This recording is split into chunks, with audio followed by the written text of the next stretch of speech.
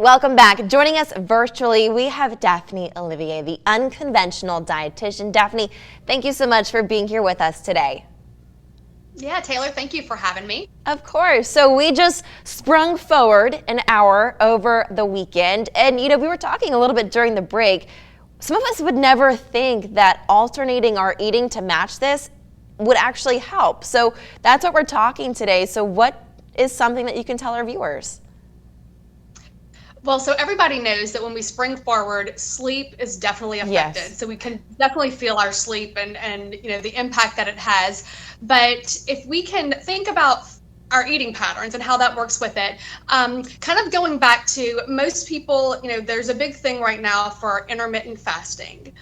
And, we can save that for another discussion, but truly everybody needs to have some sort of fasting schedule for at least 12 hours. And that's just kind of average, that's basic fasting from 12 hours from the time you have the last thing that you put in your mouth at night until the next morning.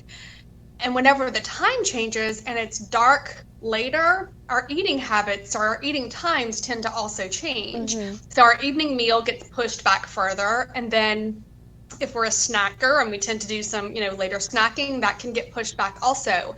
So when you're thinking about like how to cope with the spring forward and everything, it usually is fun because it's later, it's darker later, but that comes with some other things that we have to kind of just put into context. Yeah, I would have never thought we're springing forward, we might need to consider the time that we're eating now. So what's kind of the first step for someone that wants to kind of adjust that schedule of eating?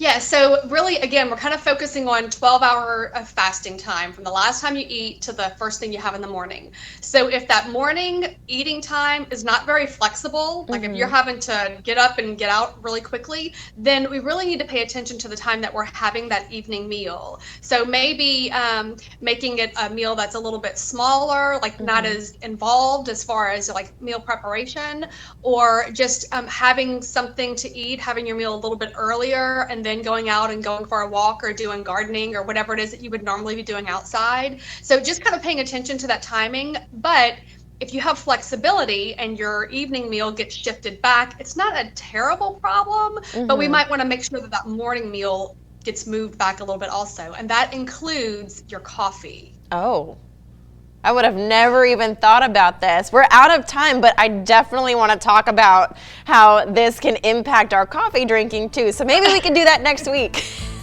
Okay, that sounds good. Sounds good. Daphne, thank you so much for joining us today.